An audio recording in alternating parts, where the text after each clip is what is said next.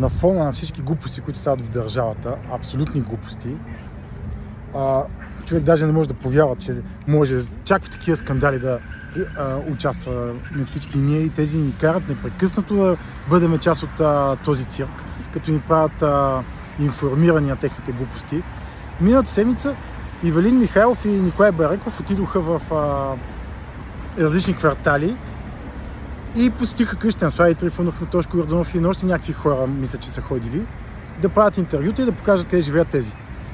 Съответно, Николай Бареков прави интервю с Бойко Борисов няколко дена по-късно, а Ивелин Михайлов излиза пред цялата държава и пред парламента, пред там, където са журналистите в парламента, и обяснява, че всъщност са се разбрали Бареков и Борисов. Бареков звъни по телефона от някакво интервю и обяснява, че Ивелин Михайлов лъже. А Ивелин Михайлов обяснява, че се бил пошегувал. Хора, е баси политиката. А това не е политика. Това е глупост на глупостите. Ози от СДС на ГЕРБ обяснява как щял да забрани, ако участваш да си президент в президентството, да имаш право да участваш в политиката. И с това ни занимават всеки ден.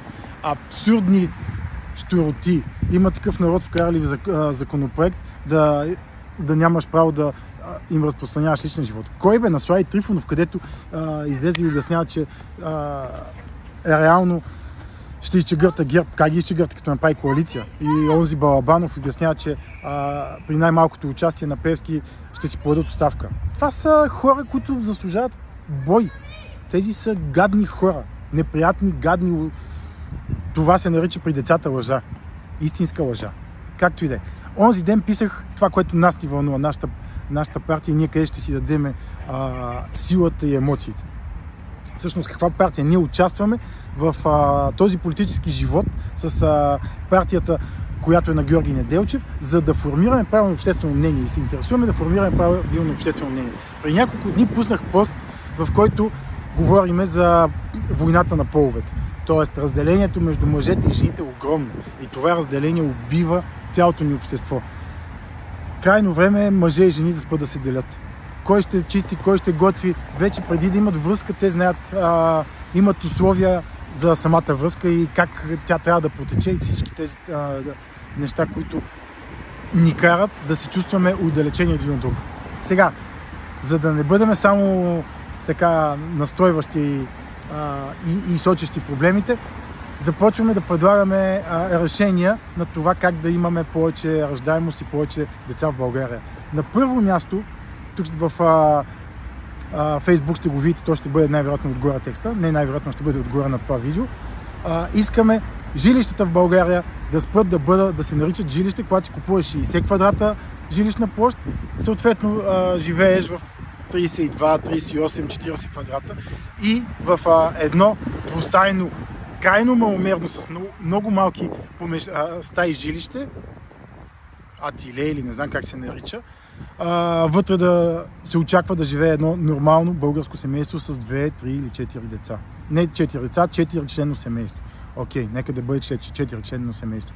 Как ще живеем едно 4 членно семейство в две малки стаи? Една спалня, с една кухня дневна и всичко в другата стая. Крайно време е да се сложи стандарт на този отвратителен начин на разбиране за жилищата. Всяко едно семейство трябва да има чиста жилищна площ, която да е достатъчна. И тази достатъчна жилищна площ трябва да бъде поне 70-80 квадрата място за живеене, а не с идеални части, с асансьори, с коридори, с места, които вие не използвате за живеене. Всяко едно жилище, което се нарича жилище, трябва да има поне 2 спални и една дневна с кухня. Всички, които са противници на тази идея, не да не гласуват, просто да не ни харесват, да не ни подкрепят и да не ни поддържат.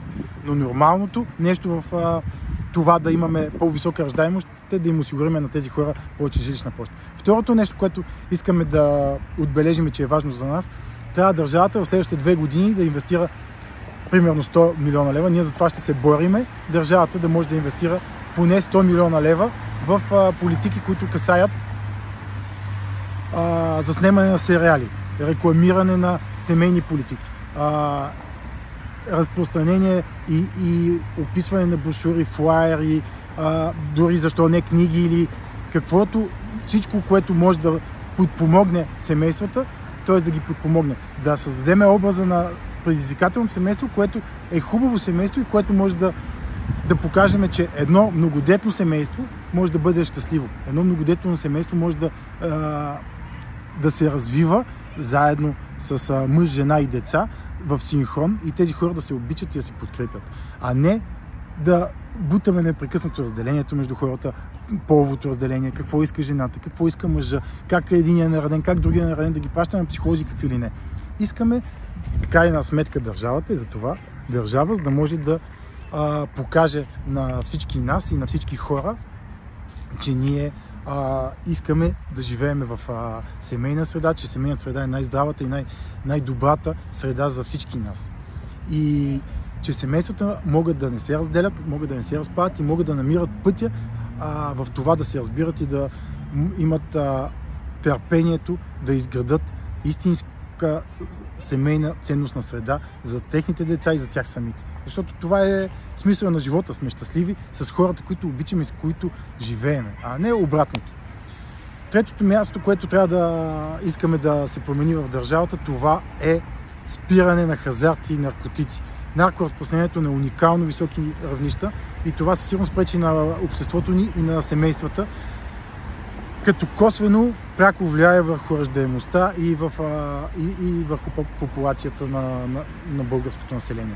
Защо го казвам? Защото когато си харчиш парите за хазарт, за наркотици, за каквото и да било, най-малкото създаваш качествено и добро семейство.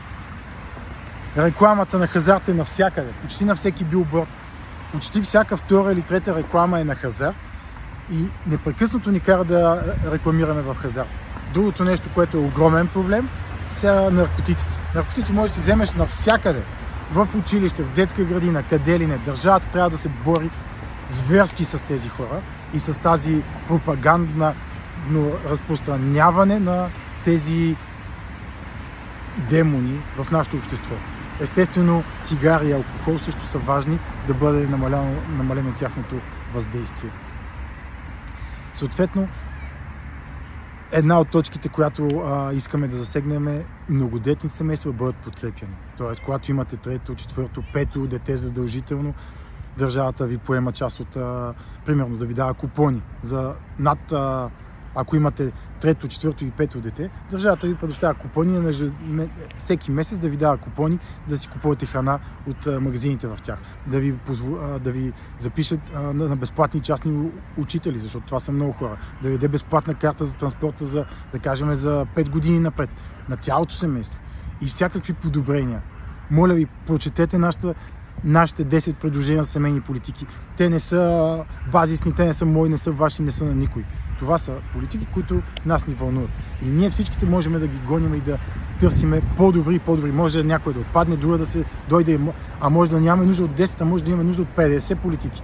Но трябва да започнем да ги гоним и това е центъра на нашата борба.